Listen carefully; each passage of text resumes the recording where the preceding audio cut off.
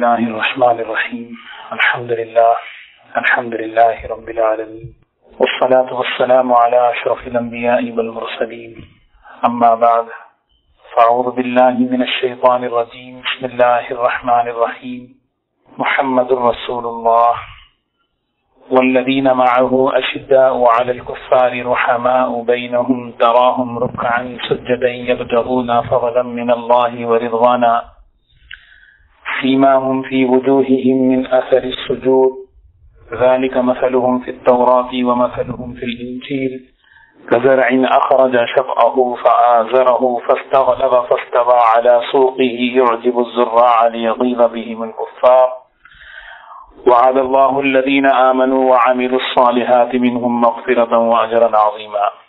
وقال الله سبحانه وتعالى والسابقون الأولون من المهاجرين والأنصار والذين اتبعوهم بإحسان رضي الله عنهم ورضوا عنه وأعد لهم جنات تجري تحتها الأنهار خالدين فيها أبدا ذلك الفوز العظيم صدق الله العظيم. قابل احترام دوستو بزرگو، گزشتہ یہ بات ہمارے سامنے آئی تھی، ایک مسلمان کو اپنے اسلام کی بنیاد جن چیزوں پر رکھنی ہے جس کو عقائد کہتے ہیں، اس میں ایک عقیدہ یہ ہے کہ حضرات صحابہ کرام کے بارے میں مسلمانوں کا کیا ایمان اور کیا عقیدہ ہونا چاہیے۔ حضرات صحابہ کرام رضی اللہ عنہ اجمعین کے بارے میں ہر مسلمان یہ عقیدہ اور یہ ایمان رکھے کہ انبیاء علیہ السلام کی افضل ترین اور مقدس ترین جماعت کے بعد سب سے اونچا اور بلند مقام رکھنے والے اللہ کے نزدیک حضرات انبیاء علیہ السلام ہیں، اور سب کے سب قابل احترام ہیں اور سب کے سب معیار حق ہیں، سب کے سب، اور سب سے محبت کرنا ایمان کی علامت ہے، اور سارے کے سارے صحابہ موعود بالحسنہ ہیں۔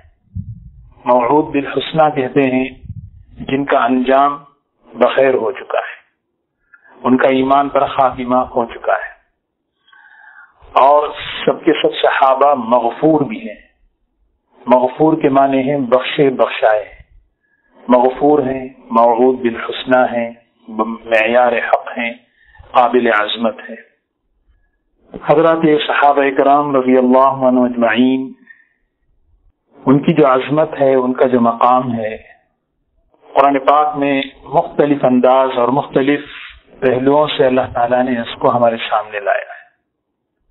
اللہ تعالیٰ نے حضرات انبیاء علیہ السلام کی زندگیوں میں بڑی عجیب عجیب نعمتیں عطا فرمائی، بڑے عجیب احسانات ان پر فرمائے ہیں۔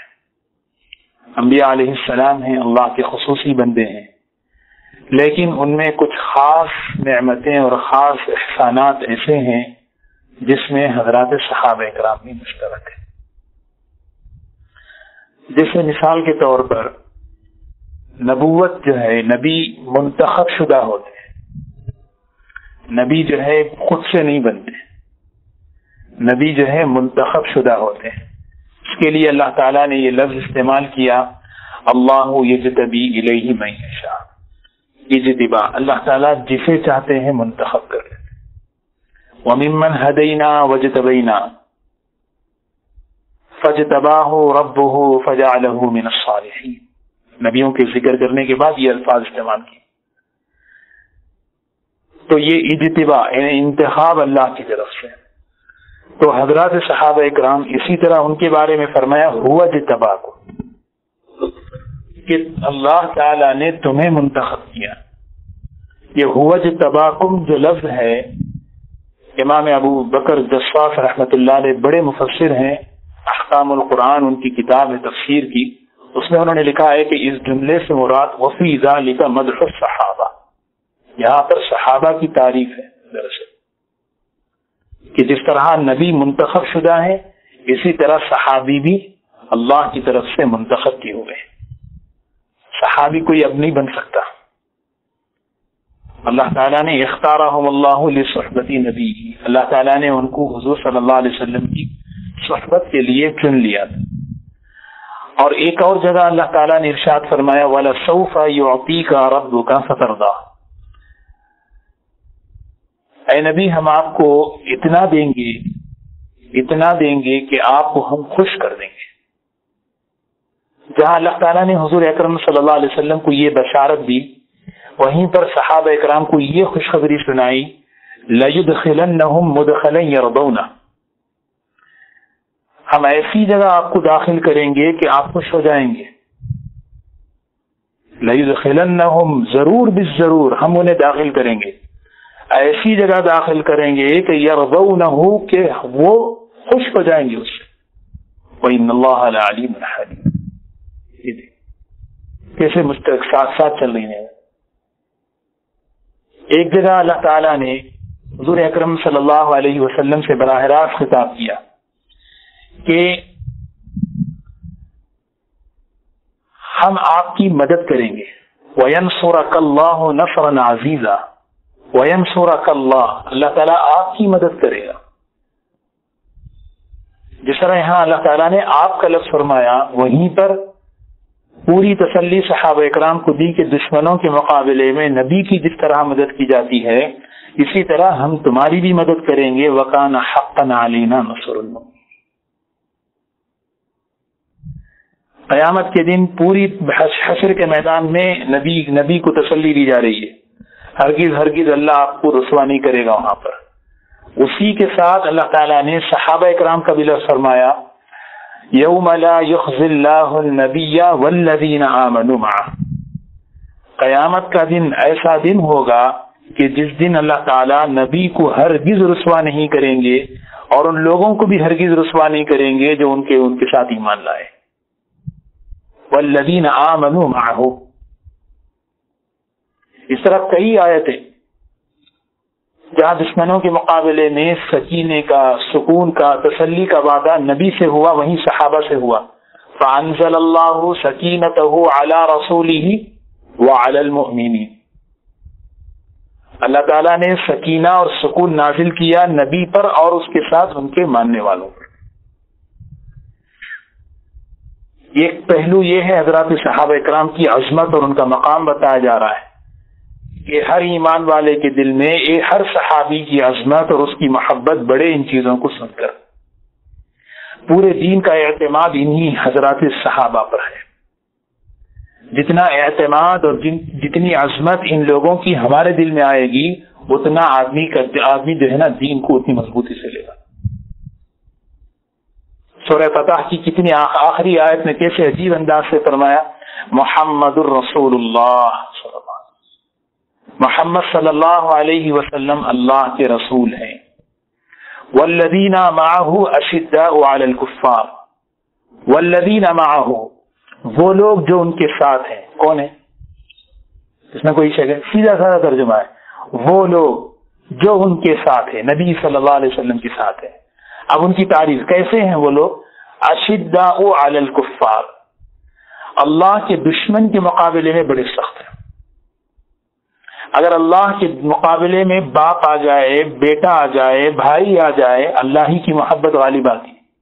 اشداء علی الکفار، رحماء بینہم، آپس میں بڑے خیر خواہ، آپس میں بڑے رحم دل، آپس میں بڑے ایک دوسرے کے ساتھ بھلا چاہنے والے۔ تو کیا مطلب؟ ان کی محبت اور ان کی دشمنی صرف اللہ کے لیے ہے۔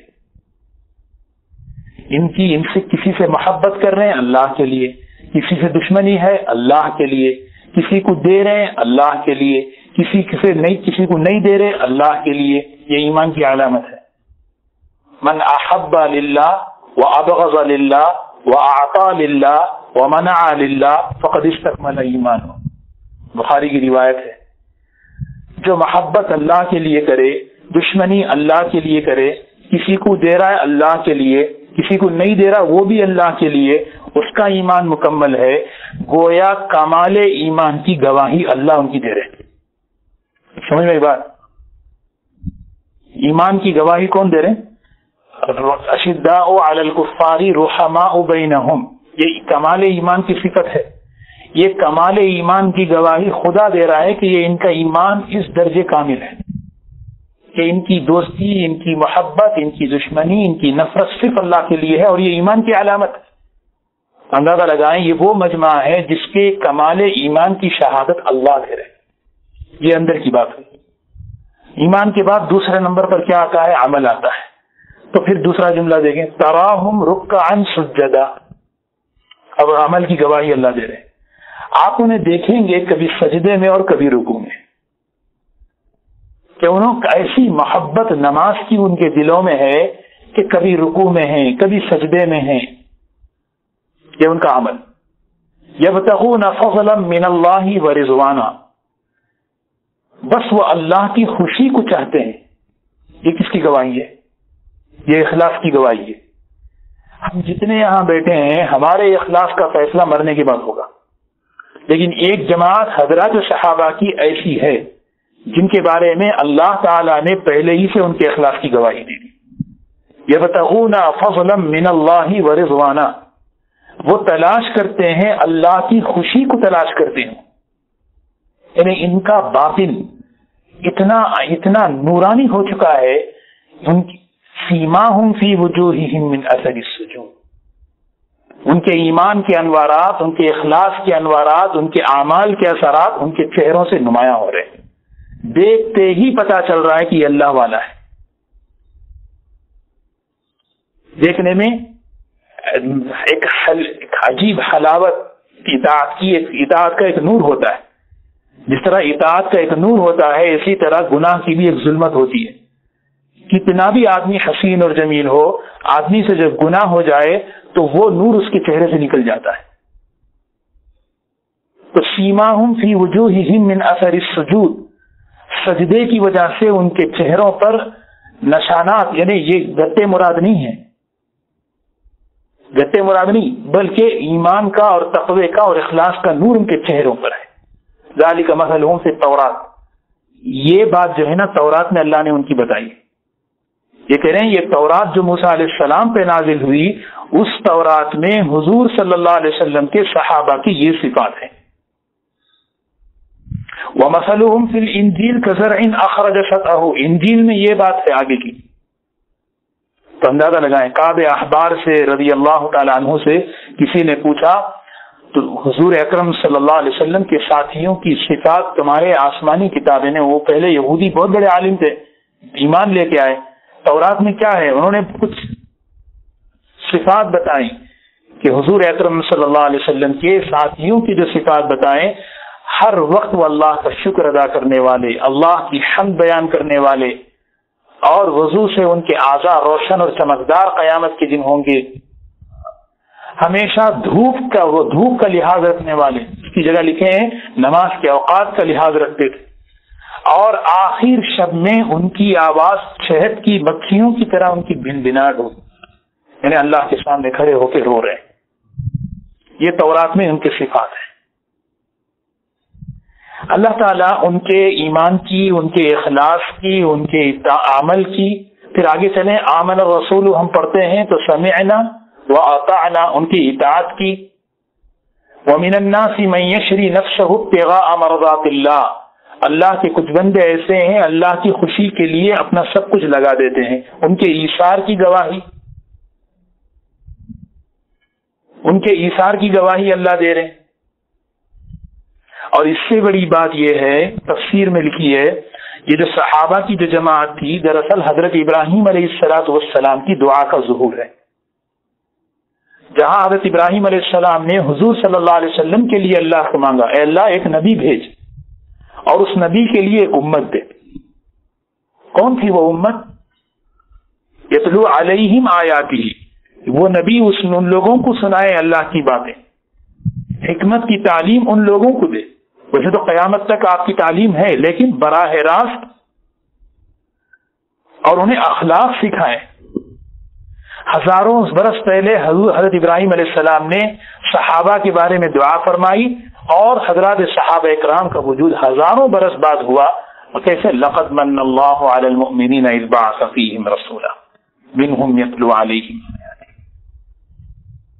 موسیٰ علیہ السلام نے بھی اللہ سے مانگا، موسیٰ علیہ السلام نے اللہ سے کہا وَاكْتُبْ لَنَا فِي هَذِهِ الدُّنْيَا حَسَنَةً، اے اللہ ہمارے لیے بھلائی مقدر کر دے اس دنیا میں، وفی الآخرۃ، آخرت میں بھی بھلائی مقدر کر دے، انا ہدنا الیک، ہم آپ کی طرف رجوع ہوتے ہیں، ہم آپ کی طرف جھکتے ہیں، ہم آپ کا حکم مانتے ہیں۔ اللہ تعالیٰ نے کہا دیکھو تمہاری قوم جو ہے نا، عذابی اصیب بہ من اشاء، اسے تو پہنچ کے رہے گا میرا عذاب۔ اچھا جو تم دعا مانگ رہے ہیں اس کا اثر ایک قوم پر آئے گا، فَسَأَكْتُبُهَا لِلَّذِينَ يَتَّقُونَ وَيُؤْتُونَ الزَّكَاةَ، اب یہاں اس امت کی تعریف شروع ہوئی۔ تمہاری دعا کا اثر جو ہے آنے والی ایک امت ہوگی، وہ اس امت کو ہم دیں گے۔ ہم نے طے کر دیا تم نے جو حسنہ مانگی نا، اس حسنہ کو ہم نے طے کر دیا ان لوگوں کے لیے جو تقوی اختیار کرتے ہیں، زکوٰۃ ادا کرتے ہیں، اور وہ رسول امی نبی کی پیروی کرتے ہیں۔ پھر نبی کی صفات بتائی، فَأُولَٰئِكَ هُمُ الْمُفْلِحُونَ، سورہ اعراف کی بڑی آیت، لمبی آیت ہے، وہ پورے صفات بتانے کے بعد آخری میں کہا یہ لوگ کامیاب ہیں۔ یہ کس کو سنایا؟ موسیٰ علیہ السلام کو سنایا۔ یہ سورہ اعراف میں ہمیں سنا جاتا۔ حضرات صحابہ کی عظمت دیکھیں، یعنی کتنا اونچا ان کا مقام۔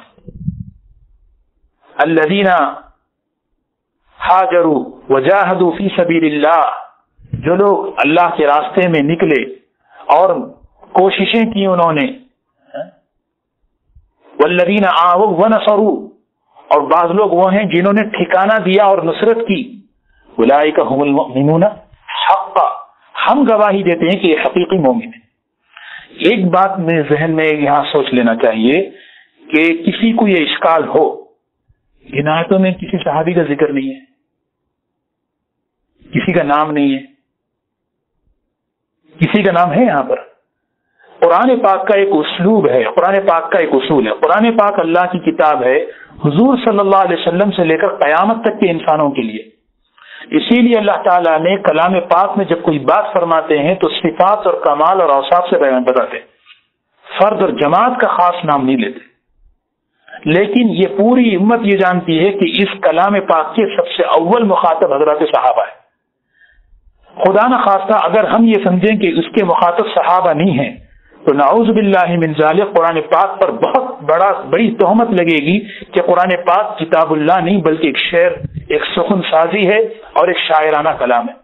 شاعر کا شعر کیسے ہوتا ہے؟ خیالی پلاؤ ہوتا ہے، بس ایک ذہن سازی ہوتی ہے، کوئی حقیقت نہیں ہوتی۔ قرآن پاک ایسی کتاب نہیں ہے۔ قرآن پاک ایسی کتاب ہے کہ اس کے سامنے کچھ شخصیتیں ہیں، ان شخصیتوں کو کھڑا کر کے کہتا ہے۔ ویسے تو قرآن پاک کی آیتوں کا مراد عام ہے، اس کا معنی مضمون عام ہے، لیکن اس کے کچھ مخاطب ہیں۔ اسی لیے ہمیشہ یہ حضرات صحابہ اکرام کے بارے میں یہ بات ہمیں سوچنی چاہیے۔ اگر دل میں اس طرح کی بات آئے کہ یہاں کہیں صحابہ کا نام نہیں ہے، اس کے تو صاف وعد اللہ الذین آمنوا منکم، کم سے مراد تم، یہ کم کی ضمیر خود بتا رہی ہے کہ خطاب جو ہے صحابہ اکرام سے۔ آمینو کما آمن الناس، ایمان لے آؤ ایسے جیسے یہ لوگ لائیں۔ کون لوگ؟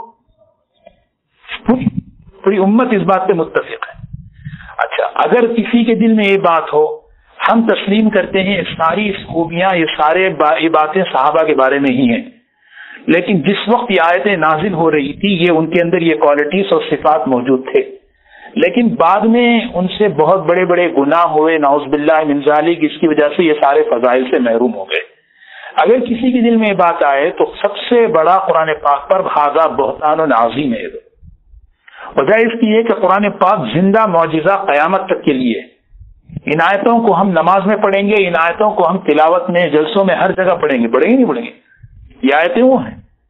اگر یہ آیتیں جو ہے صرف ورنہ نعوذ باللہ اللہ کے علم سے، اللہ کی صفت علم پر انگلی اٹھ رہی ہماری کہ اللہ کو علم کامل نہیں تھا، ورنہ اللہ ان کے ایمان کی گواہی نہیں دیتے، ان کے جو ہے اخلاص کی گواہی نہیں دیتے، ان کے جو ہے ان کے ایثار کی گواہی نہیں دیتے۔ اسی لیے حضرات صحابہ کرام سب سے اول مخاطب ہیں ان خوبیوں کے۔ اور ویسے مفہوم، مضمون اور اس کا خطاب عام انسانوں کے لیے ہے جو بھی ان کی طرح، جیسے والسابقون الاولون من المہاجرین والانصار، مہاجرین اور انصار میں سے جو لوگ آگے بڑھنے والے ہیں، والذین اتبعوہم بإحسان، اور وہ لوگ جو ان کے پیچھے چلنے والے ہیں اخلاص کے ساتھ، رضی اللہ عنہم ورضوا عنہ، اللہ ان سے خوش، وہ بھی اس سے خوش، اللہ ان سے راضی ہو گیا۔ اللہ ان سے، جب اللہ تعالی رضوان کی خوشخبری سنا دیں، یہ دلیل ہے اس بات کی کہ اس جماعت کا خاتمہ بالخیر ہوا ہے۔ اس لیے کہ سب سے بڑی نعمت کسی بندے کو یا بندی کو اللہ کی خوشی سے بڑھ کر ہے ہی نہیں۔ جنت میں جنتی جانے کے بعد، سب کچھ ملنے کے بعد، آخر میں اللہ کہیں گے میرے بندو ایک اور خوشخبری سناؤں؟ سب کہیں گے بتائیے کیا ہے؟ ہمیشہ کے لیے راضی، کبھی ناراض نہیں ہوگا۔ اور اللہ کا ضابطہ ہے کہ جب اللہ کسی بندے سے خوش ہوتے ہیں تو اس کے بعد ناراض نہیں ہوتے۔ رضی اللہ عنہم ورضوا عنہ، اس پورے مجمع کے لیے اللہ تعالیٰ نے یہ بات سنا دی کہ ہم لقد رضی اللہ عن المؤمنین اذ یبایعونک تحت الشجرہ، وہ 1400 صحابہ کے لیے خاص جو حدیبیہ کے موقع پر مقام بیعت رضوان جو ہوئی ہے، کہ اللہ ان ایمان والوں سے خوش ہو گیا، خوش ہو گیا۔ بدریوں کے بارے میں معلوم ہے کیا فرمایا؟ بدریوں کے بارے میں آگے عرض کروں گا، بدریوں کے بارے میں ایک فضیلت ابھی حدیث ذہن میں آئی ہے، بخاری کی روایت ہے۔ بدریوں کے بارے میں حضور اکرم صلی اللہ علیہ وسلم نے فرمایا، ابھی جبرائیل میرے پاس آئے اور انہوں نے کہا بدریوں سے کہہ دو اعملوا ما شئتم قد غفرت لکم، ان سب بدر والوں سے کہہ دو جو چاہے کر لو، اللہ انہیں معاف کر دیا۔ ایک طرف قرآن پاک کی آیات ہے، کیسے للفقراء المہاجرین الذین اخرجوا من دیارہم واموالہم، وہ فقراء مہاجر، وہ غریب صحابہ مہاجر جو اپنے وطنوں سے اللہ کے لیے نکالے گئے، یبتغون فضلا من اللہ ورضوانا، جو اللہ کی خوشی چاہنے کے لیے نکلے ہیں۔ اور دوسرا والذین تبوؤوا الدار والایمان من قبلہم، وہ لوگ جنہوں نے ٹھکانہ دیا ان لوگوں کو۔ دو ہی طبقے ہوتے ہیں، دیکھیں کیسے بتا رہے ہیں، مہاجر اور غیر مہاجر لڑنے کے لیے نہیں ہوتے۔ مہاجر جب اللہ کے لیے وطن چھوڑ کے آتا ہے تو غیر انصار جو ہے ان کو لینا ہے۔ تبوؤوا الدار والایمان من قبلہم یحبون من ہاجر الیہم، جو ہجرت کر کے آیا ان کی محبت ان کے دل میں ہوتی ہے۔ ولا یجدون فی صدورہم حاجۃ مما اوتوا ویؤثرون علی انفسہم ولو کان بہم خصاصہ، سورہ حشر کی آیتیں ہیں۔ اپنی ضرورتوں کے باوجود ان کی ضرورت کو ترجیح دیتے۔ اولئک هم الصادقون، یہ سچے ہیں، اوپر سے سند مل رہی ہے۔ اولئک هم المفلحون، اولئک هم الراشدون، یہ سب اوپر سے۔ اولئک هم المؤمنون، یہ ساری گواہیاں اوپر سے مل رہی ہیں ایمان کی، صداقت کی۔ پھر آگے کیا فرمایا ہم لوگوں کے لیے؟ والذین جاؤوا من بعدہم، اور وہ لوگ جو ان کے بعد آئیں گے، ان کے بعد۔ اب وہ دیکھو وہ کیا کرنا ہے، وہ ایک ہی کام کرنا ہے اپنی دعاؤں میں، سب سے پہلے ایک کام کرنا ہے، یقولون ربنا اغفر لنا، اے اللہ ہمیں معاف کر دے۔ ولاخواننا الذین سبقونا بالایمان، ہمارے ان بھائیوں کو معاف کر دے جو بھائیاں ایمان لے کے دنیا سے گئے۔ یہ کون سکھا رہے ہیں دعا؟ یہ دعا کسی بزرگ نے نہیں سکھائی، یہ قرآن میں اللہ نے سکھائی کہ یہ وہ لوگ ہیں جو ایمان لے کے دنیا سے گئے۔ سمجھ آ رہی بات؟ تو ہر صحابی کا ایمان پر خاتمہ ہونا یہ کیا ہے؟ یہ ثابت ہے، قرآن اور حدیث سے یہ بات ثابت ہے کہ ہر صحابی موعود بالحسنى ہے، ہر صحابی موعود بالحسنى ہے، اور ہر صحابی اس آگے چلیں مغفور ہیں۔ مغفور کے معنی ہیں بخشے بخشائے ہیں۔ کیا مطلب؟ ایک مسلمان کو حضرات صحابہ اکرام کے بارے میں جہاں بہت سے قابل عظمت ہیں، برحق ہیں، اسی موعود بالحسنى ہیں، اس میں مغفور، کہ اگر کسی سے کوئی گناہ ہو گیا ہے، ہم حدیث کی کتابوں میں پڑھتے ہیں فلاں صحابی سے گناہ ہوا، فلاں صحابی سے یہ ہوا، کسی نے جو ہے نعوذ باللہ، کسی نے جو ہے بہت سے ہوئے ہیں ان سے غلطیاں، کسی سے کوئی گناہ ہوا ہے، ہم ان کے گناہوں کے بارے میں کچھ نہیں بول رہے، نہیں بول رہے، بلکہ جتنے صحابہ سے گناہ ہوا ہے وہ سارے کے سارے صحابہ کو گناہ کے بعد اللہ تعالیٰ نے انہیں معاف کر دیا۔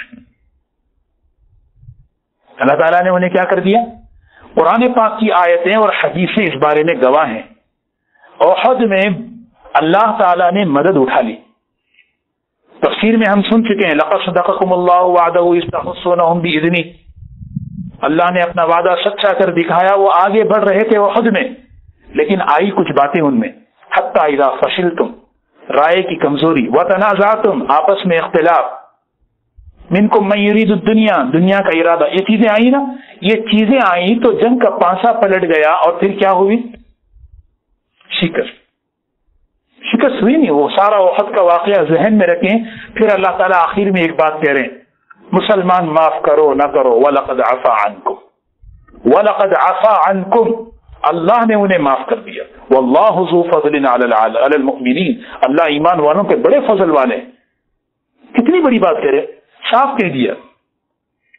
اور ایک بات یہاں یہ سمجھنا ہے، صحابہ دیکھیں، لقد کان لکم فی رسول اللہ اسوۃ حسنہ، اللہ تعالیٰ نے حضور اکرم صلی اللہ علیہ وسلم کو نمونہ بنایا، قیامت تک کے لیے نمونہ، پوری انسانیت کے لیے نمونہ، انسان کے ہر کام کے لیے نمونہ ہے. آپ ہے نا، ہر کام میں نمونہ، نماز کیسے پڑھنا، حج کیسے کرنا، زکوٰۃ کیسے دینا.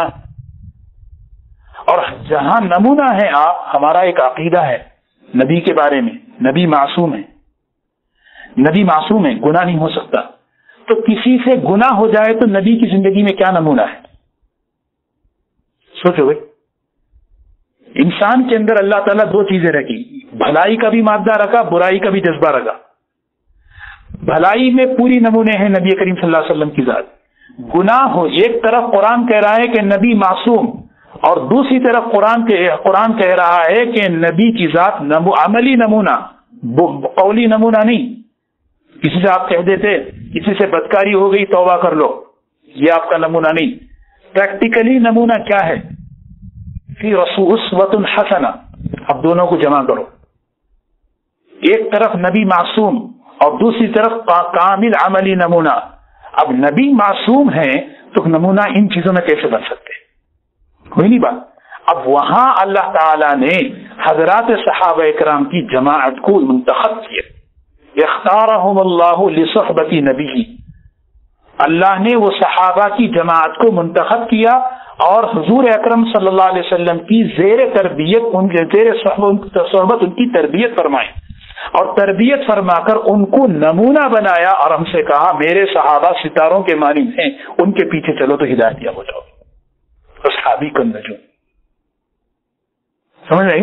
اب صحابہ کرام ان سے جو ہے غلطی ہوئی ہے، غلطی میں وہ ہمارے نمونہ نہیں ہے، لیکن غلطی کے بعد جو ان کی ندامت ہے وہ ندامت ہمارے لیے نمونہ ہے. سمجھ نہیں؟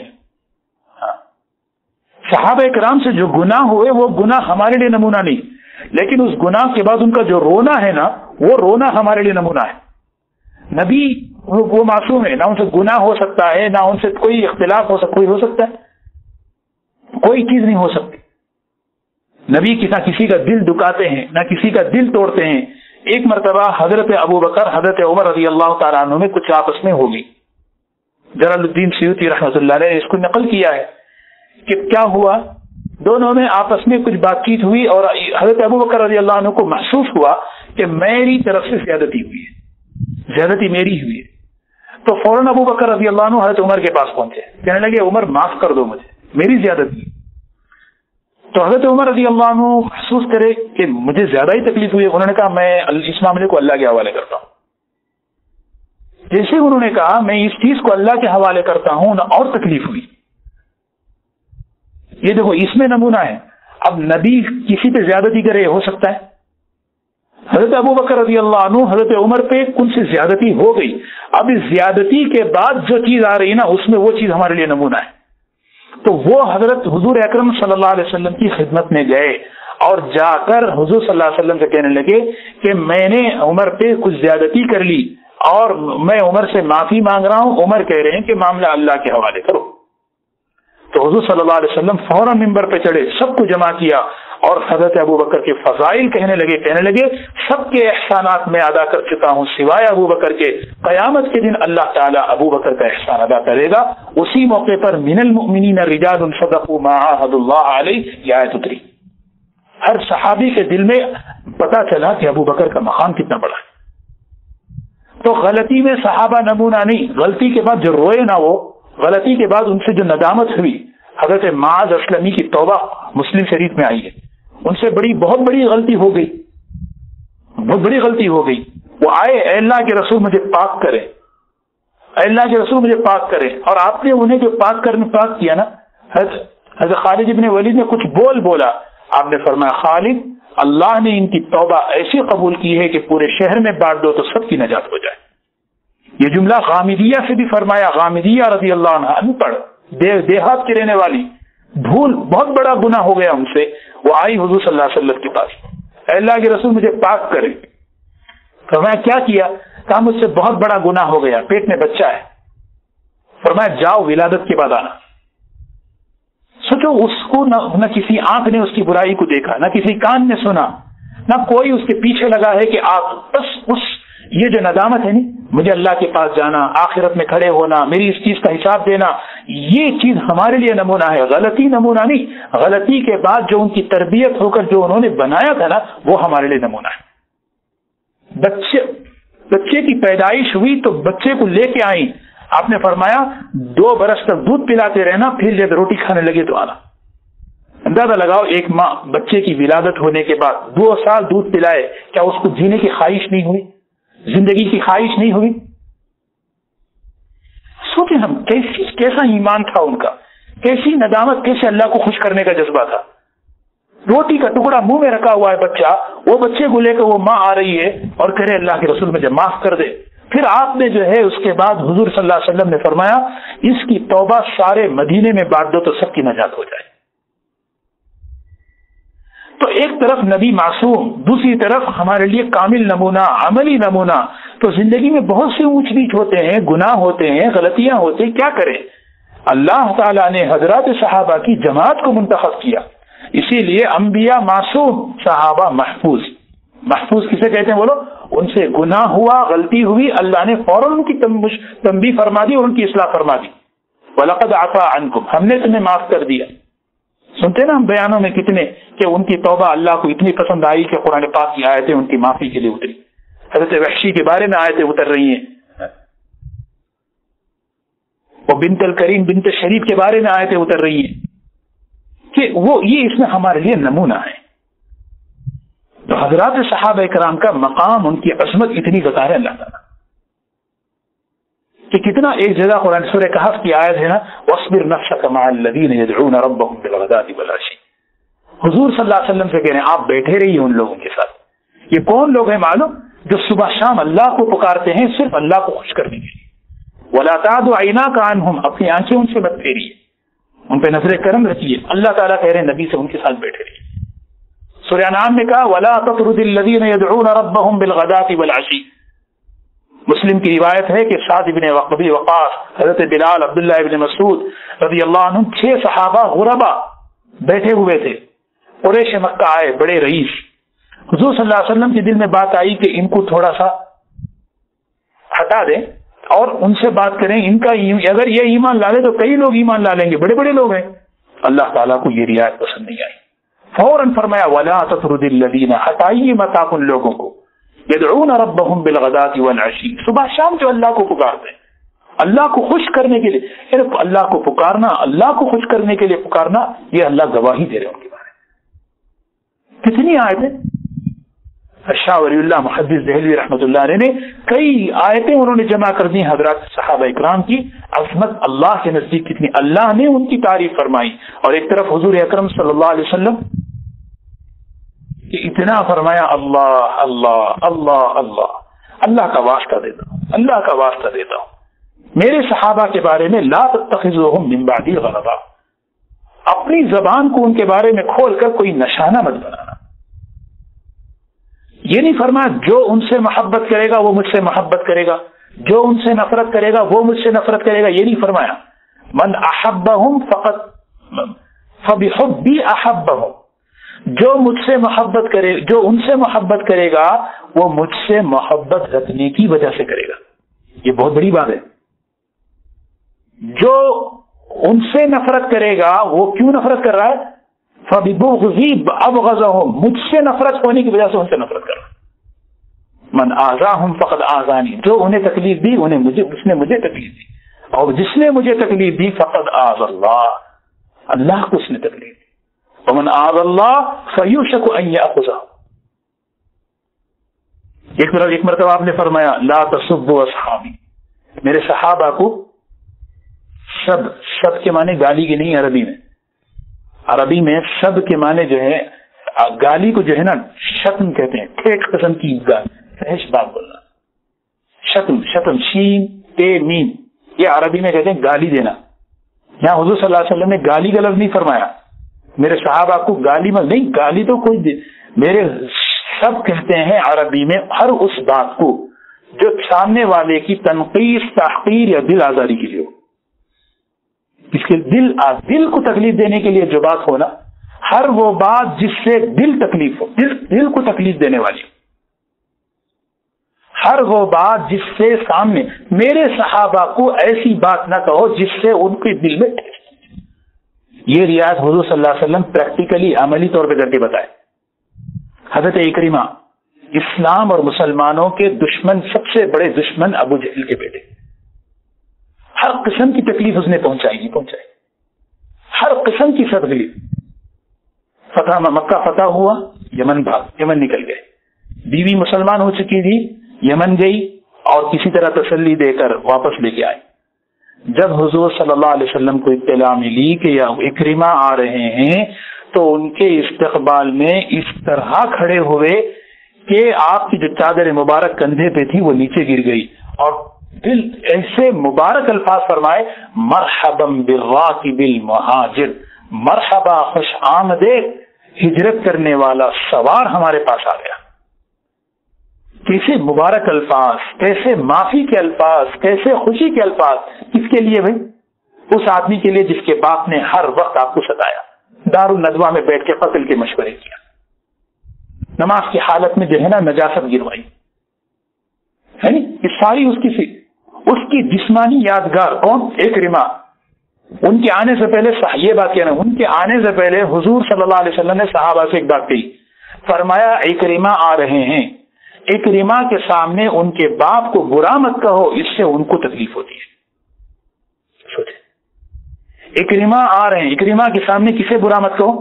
ابو جہل ان کا باپ ہے، ان کو برا مت کہو. کیوں؟ اس لیے کہ انہیں تکلیف ہو رہی ہے. اور یہی پوری امت کو یہ سبق دے رہے ہیں کہ میرے صحابہ کو ایسی بات نہ کہو جس سے ان کو دل آزاری ہو، ان کے دل پہ تکلیف ہو. حضور صلی اللہ علیہ وسلم حضرت اسامہ سے بڑی محبت کرتے تھے، اتنی محبت سبحان اللہ.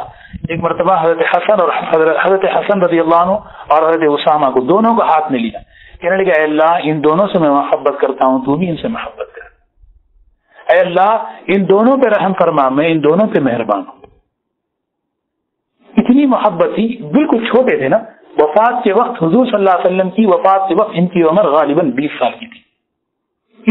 ایک مرتبہ جو ہے نا ان کو ناک میں سے وہ کیا کہتے ہیں وہ نکلا ناک میں سے. ایک اور روایت میں ہے کہ دروازے پہ گرے، خون پیشانی پہ سے خون آیا. 2 روایتیں ہیں. تو حضور صلی اللہ علیہ وسلم نے حضرت عائشہ سے فرمایا عائشہ یہ ذرا خون صاف کرنا، خون صاف. حضرت عائشہ کہتی ہے مجھے ذرا گھن محسوس ہوئی. تو حضور صلی اللہ علیہ وسلم نے دیکھ لیا، آگے بڑھے اور آگے بڑھ کے اپنے منہ سے وہ خون چوس کے نکال کے پھینکا. جب یہ دیکھا تو حضرت عائشہ کہتی ہیں اس کے بعد کبھی میں اسامہ سے جو ہے یہ چیز نہیں کری. یہ اسامہ رضی اللہ تعالی عنہ عرفات کے موقع پر کیا ہوا، حضور صلی اللہ علیہ وسلم پورا دن گزر گیا، سورج ڈوبتے ہی نکلنا ہے، حاجی عرفات سے نکلتے ہیں، رکے رہے. صحابہ کرام کچھ لوگ پریشان تھے کیوں رکے ہیں، جانا ہے. تو بات یہ ہوئی کہ تھوڑی دیر بعد حضرت اسامہ رضی اللہ عنہ آئے. جیسے ہی آئے آپ نے فرمایا آگے چلو چلیں گے. مطلب یہ کہ ان کا انتظار تھا. تو یمن کے کچھ قبیلے والے ان کی زبان سے ایک جملہ نکلا، انہوں نے کہا الہذا الاسود حبسنا، اس کالے کی وجہ سے ہمیں روکے رکھا. چہرہ جو ہے نا ذرا قبول صورت نہیں تھا ان کا، چہرے پہ جو ہے چیچک کے اثرات تھے، چہرے میں کون کے ایک حقیر سے جملہ حضرت عروہ رضی اللہ عنہ فرماتے ہیں اس جملے کی یہ نحوست تھی کہ حضور صلی اللہ علیہ وسلم کے دنیا سے پردہ فرمانے کے بعد جو قبیلے مرتد ہوئے اس میں یہ سر فہرست ہے. اور حضرت عروہ فرماتے ہیں حضرت اسامہ کو برا کہنے کی وجہ سے یہ اثر ہوا کہ ان کا ایمان وہ ایمان سے محروم ہو گئے. ایمان سے میں نے مطلب اتنی بڑی خطرناک چیز جن کی صداقت اور جن کے ایمان کے اور اخلاص کی گواہی اللہ دے رہے ہیں ان کے بارے میں آدمی اپنی زبان کھولے. شیخ ابن زہد یمنی رحمۃ اللہ علیہ، مفتی شفیع صاحب رحمۃ اللہ علیہ نے قصہ نقل کیا ہے اور یہ وفات بعد الوفات کے معجزوں میں اس کو لکھا ہے کہ حضور صلی اللہ علیہ وسلم کے دنیا سے رخصت ہونے کے بعد کے بھی معجزے ہیں، اس میں یہ قصہ بھی ہے. مفتی شفیع صاحب رحمۃ اللہ علیہ نے لکھا ہے یمن کے ایک بہت بڑے اللہ والے پیدل حج کے لیے آتے تھے، حج کے بعد مدینہ منورہ پیدل آتے، سلام عرض کرتے دربار میں حاضر ہو کر اور آپ کی اور شیخ حضرات شیخین کی خدمت میں قصیدہ پڑھتے ان کی تعریف. یہ معمول تھا، ہر سال حج کے لیے آتے. ایک مرتبہ آئے مدینہ منورہ میں حسب معمول سلام کیا اور قصیدہ پڑھنے لگے. کسی دشمن نے سن لیا، اس نے چال چلی، کہا حضرت ہمارے گھر چلیں آپ کو دعوت ہے. حضرت نے سوچا سنت دعوت قبول کرنا سنت ہے، سنت کی تکمیل میں گر گئے. جیسے ہی گھر میں داخل ہوئے دروازہ بند کیے، پہلے ہی سے وہاں حبشی غلام تھے. انہوں نے اتنا ان پہ حملہ کیا، حملہ کر کے آخری میں انہوں نے زبان کاٹ دی. شیخ یمنی رحمۃ اللہ علیہ زبان کاٹ کے وہ آدمی کہنے لگا لے جس کی تعریف تو کرتا ہے اسی سے جڑوا لے. بھگا دی حضرت. حضرت کہتے ہیں خون نکل رہا تھا، وہ زبان کا ٹکڑا ہاتھ میں لیا، روزے کے پاس آ کے وہیں گر گیا، بے ہوش ہو کے گر گیا. تو حضور اکرم صلی اللہ علیہ وسلم کی خواب میں زیارت ہوئی تو دیکھا حضرت ابو بکر حضرت عمر رضی اللہ عنہ کھڑے ہیں، کہہ رہے ہیں اللہ کے رسول صلی اللہ علیہ وسلم ہماری محبت میں اس کا یہ حال ہوا ہے. تو آپ نے فرمایا یا اے میرے بیٹے یا ولدی منہ کھول. چنانچہ جب میں نے منہ کھولا تو وہ ٹکڑا میرے ہاتھ سے لے کے آپ نے اپنے میری زبان میں رکھ دیا. جب مجھے ہوش آیا تو دیکھا زبان پر زخم کی بھی نظر آتی. یہ معجزہ ہے حضور صلی اللہ علیہ وسلم. حضرت وہاں سے نکل گئے، سفر ہوا یمن. اگلے سال حج کے لیے آئے اور حج کیا، مدینہ منورہ آئے، حضرت معمول سلام کیا، قصیدہ پڑھا اور اس موقع پر ایک اور آدمی تھا، اس نے دعوت دی. حضرت سوچے کہیں گڑبڑ نہ ہو، گزشتہ سال تو میرے ساتھ یہ معاملہ ہوا. پھر بھی سوچے کہ بھئی سنت ہے دعوت قبول کرنا، اس تکمیل میں چلے گئے. بہترین قسم کے لوازمات اور بہترین قسم کا جو اہتمام کیا. کھانے سے فارغ ہو کر جب چلنے لگے تو اس نے کہا حضرت رکیے. شیخ یمنی رحمۃ اللہ علیہ کہتے ہیں میرے دل میں گھبراہٹ محسوس ہوئی، یہ کیوں روکا؟ کہنے لگا حضرت میں آپ کو ایک چیز دکھانا چاہتا ہوں. وہ حضرت کو لے گا، دروازہ کھولا تو دیکھا دروازے کے اندر کمرے میں ایک بندر ہے جس کو زنجیروں میں باندھ کے رکھا گیا. کہتا حضرت جانتے ہیں کون ہے؟ یہ میرا باپ ہے جس نے گزشتہ سال آپ کی زبان کاٹی تھی. اللہ تعالیٰ نے اس کے چہرے کو مسخ کر دیا، میں نے عبرت کے لیے اس کو باندھ رکھا ہے اور میں نے توبہ کر لی. مفتی شفیع صاحب عام آدمی نہیں، معمولی آدمی نہیں ہے. ان کا علم، ان کا تقوی، ان کا علم کا مقام آدمی جانتا ہے. ایسی باتیں آدمی جو ہے نا مستند بات ہے، اور اس کو جو ہے بعد الوفات معجزات میں جس کو شامل کیا ہے. حضور اکرم صلی اللہ علیہ وسلم کے کچھ معجزات ایسے ہیں جو آپ کی وفات کے بعد صادر ہوئے. تو اسی لیے آدمی جو ہے ڈرے. اور قیامت کی علامتوں میں سے اس علامت کو بتایا 15 باتیں. امام ترمذی نے حضرت علی رضی اللہ عنہ کی روایت جو نقل کی ہے، 15 علامتیں ہیں جب امت میں زندہ ہوں گی. حل بہل بلا، سمجھو آزمائش حالات بدلنے لگیں گے. کیسے بدلیں گے؟ فلیرتقبوا ریحا حمراء خصفا مسقا. بس انتظار کرو 15 باتیں آ جائیں. اب انتظار کرو اس بات کا. کس بات کا؟ سرخ آندھیاں چلیں گی. آیات متتابعات، پے در پہ حالات بگڑیں گے. ایک سدھر نہیں پایا دوسرا، ایک سدھر نہیں پایا دوسرا. 15 باتیں، ہاں پوری 15 باتیں. اذا اتخذ الفيء دولا والامانة مغنما والزكاة مغرما وكان رئيس القوم ارذلهم واكرم الرجل مخافة شره. یعنی زکات کو ٹیکس سمجھنے لگیں گے، مال غنیمت میں اپنا حق جتائیں گے، اجتماعی مال میں خیانت ہوگی، باپ کو ٹھکرا کر جو ہے دوست کی وفاداری ہوگی، ماں کو ٹھکرا کر بیوی کی وفاداری ہوگی، مسجدوں میں آوازیں اونچی ہوں گی، قوم کا سردار ذلیل ترین آدمی ہوگا، آدمی کی عزت اس کے ڈر کی وجہ سے کیے جانے لگے گی، شراب عام ہو جائے گی، سود عام ہو جائے گا، ناچنے گانے والے عام ہو جائیں گے۔ اس میں ایک جملہ یہ ہے وَلْعَنُ آخِرُ هَذِهِ الْأُمَّةِ أَوَّلُهَا، میری امت کے بعد کے لوگ پچھلے والوں کو لعنت کریں گے، برا بلا کہیں گے۔ کیا ہے عبداللہ ابن مسعود، کیا کہہ رہے ہیں عبداللہ ابن عباس؟ بات کرو سیدھی بات، اس زمانے کی بات کرو۔ عبداللہ ابن مسعود وہ تو اس زمانے کی بات تھی بھائی، یہ باتیں جب آ جائیں فَلْيَرْتَقِبُوا، انتظار کرو، رِيحًا حَمْرَاءَ قَصْفًا مَسْفًا أَوْ آيَاتٍ مُتَتَابِعَاتٍ۔ اسی لیے جب لوگوں کی زبانیں حضرات صحابہ پر کھلنے لگی، ان کے بارے میں جو ہے نا بے احترامی کی اور ایسے الفاظ جب ان کی زبان سے نکلنے لگے، سیدنا عمر ابن عبدالعزیز رحمۃ اللہ علیہ خلافت راشدہ میں حضرات صحابہ کی عظمت امت میں باقی رہے، حضرات صحابہ کی جو ان کی شان میں، ان کے مناقب میں جو حدیثیں ہیں، اس کو دوسرے خطبے میں جمعہ میں شامل کر دیا۔ یہ جو دوسرے خطبے میں کھڑے ہو کر پڑھتے ہیں نا خطیب صاحب، اللہ اللہ فی اصحابی لا تتخذوهم من بعدی غرضا، اب کیا ہے فمن احب، یہ ساری حدیثیں، واشدهم فی امر اللہ عمر واصدقهم حیاء عثمان وافضاهم علی۔ کیا مطلب ہے اس کا؟ سب سے امت میں سب سے زیادہ رحم دل ابو بکر ہیں، سب سے زیادہ بہترین فیصلے کرنے والے علی ہیں، اور اللہ کے دشمنوں کے مقابلے میں سب سے زیادہ سخت حضرت عمر ہیں، اور سب سے زیادہ حیا والے حضرت عثمان ہیں رضی اللہ عنہ اجمعین۔ یہ کیوں؟ تاکہ سننے والے پورا ہفتہ اس کو ذہن میں رکھیں، ہر صحابی کی عظمت ہمارے دل میں ہو، اہل بیت کی عظمت ہمارے دل میں ہو۔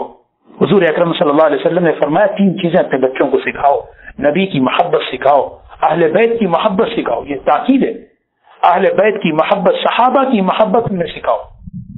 صحابہ کرام اپنے بچوں کو غزوات کس طرح یاد دلاتے تھے؟ جس طرح قرآن کی صورتیں یاد دلاتے، تاکہ ہمارے دلوں میں وہ چیز رہے کہ دین کن قربانیوں کے ساتھ اور کس راستے سے ہم تک پہنچائے، آدمی اس کو سوچے۔ اسی لیے پورا ہفتہ آدمی ذہن میں رکھے کہ حضرات صحابہ اکرام قابل احترام ہیں، قابل عظمت ہیں۔ ہاں، ان کے بارے میں اپنی زبان کھولنا بڑی سے بڑی غلطی ہو گئی۔ قاضی ثناء اللہ صاحب پانی پتی رحمۃ اللہ علیہ جو لکھتے ہیں، جس مجمع کے بارے میں اللہ نے کہہ دیا کہ ہم ان سے خوش، تو ہم اپنی زبان کھول کے اپنا ایمان کیوں تباہ کریں؟ جس مجمع کے بارے میں اللہ نے یہ کہہ دیا کہ ہم ان سے خوش ہو چکے، لقد رضی اللہ عنہم ورضوا عنہ، کہ ہم ان سے خوش ہو چکے ہیں، ہم انہیں معاف کر دیے ہیں، ہم زبان کھولیں؟ اسی لیے زبان سنبھالنا چاہیے، احتیاط کرنی چاہیے، خاص طور پر دوسری چیزیں مشاجرات۔ حضرات صحابہ کے جو اختلافات ہیں ان کو اختلاف نہیں بولنا چاہیے۔ حضرات صحابہ کرام کے جو آپس میں اختلافات ہیں ان کو مشاجرات کہتے ہیں۔ مشاجرات کہتے ہیں شجر کسے کہتے ہیں؟ درخت کو کہتے ہیں، شجر درخت کو کہتے ہیں۔ مشاجرات کہتے ہیں خوبصورت درخت، اس میں ایک ٹہنی دوسرے میں کیسا گھس کے ہیں، درخت کی خوبصورتی بڑھتی ہے۔ حضرات صحابہ کرام کے اختلافات اس دین کی خوبصورتی ہے۔ پوری علماء امت، اجماع امت نے ان کو اختلافات سے تعبیر نہیں کیا۔ مشاجرات صحابہ، حضرات صحابہ کے مشاجرات، یعنی ان کے اختلافات، اس کے بارے میں آدمی اپنی زبان محفوظ رکھے گا۔ اپنی زبان کو کھولنا اور اس میں جو ہے اپنی رائے پیش کرنا، ان کی غلطیوں کو اپنی غلطیوں پر قیاس کرنا، ان کے گناہ کو اپنے گناہ پر قیاس کرنا، یہ چیزیں آدمی کے ایمان کو جو ہے ضائع کریں۔ اسی لیے اسلامی عقیدے میں یہ ایک بات ہے کہ حضور اکرم صلی اللہ علیہ وسلم کے سارے صحابہ کیا ہیں؟ قابل احترام، قابل عظمت ہیں، محبت کے قابل ہیں۔ ان کی محبت کو اور عظمت کو اپنے دل میں محسوس کرنا یہ ایمان کی علامت ہے۔ اور سب کے سب صحابہ معیار حق بھی ہیں، اس کو انشاءاللہ اگلے عرض کریں گے۔ معیار حق بھی یہ بہت بڑی، حضرات صحابہ معیار حق بھی ہیں۔ حق کا معیار کسے کہتے ہیں؟ کسوٹی، حق کو پہچاننے کا ذریعہ ہیں حضرات صحابہ کرام۔ اللہ تعالیٰ سے دعا فرمائے اللہ تعالیٰ ہمارے دلوں میں ان کی محبت اور عظمت پیدا فرمائے، اور ان کی جو صفات اور ان کی جو خوبیاں ہیں اللہ تعالیٰ وہ ہمارے دل میں پیدا فرمائے۔ وآخر دعوانا الحمدللہ۔ اللهم صل على سيدنا محمد وبارك وسلم. ربنا آتنا في الدنيا حسنة وفي الآخرة حسنة وقنا عذاب النار وأدخلنا الجنة مع الأبرار يا عزيز يا غفار يا رب العالمين. اللهم إنا نسألك الهدى والتقى والعفاف والغنى. اللهم ربنا أنزل علينا مائدة من السماء تكون لنا عيدا لأولنا وآخرنا وآية منك وارزقنا وأنت خير الرازقين. رب اغفر وارحم وأنت خير الراحمين. سبحان ربك رب العزة عما يصفون.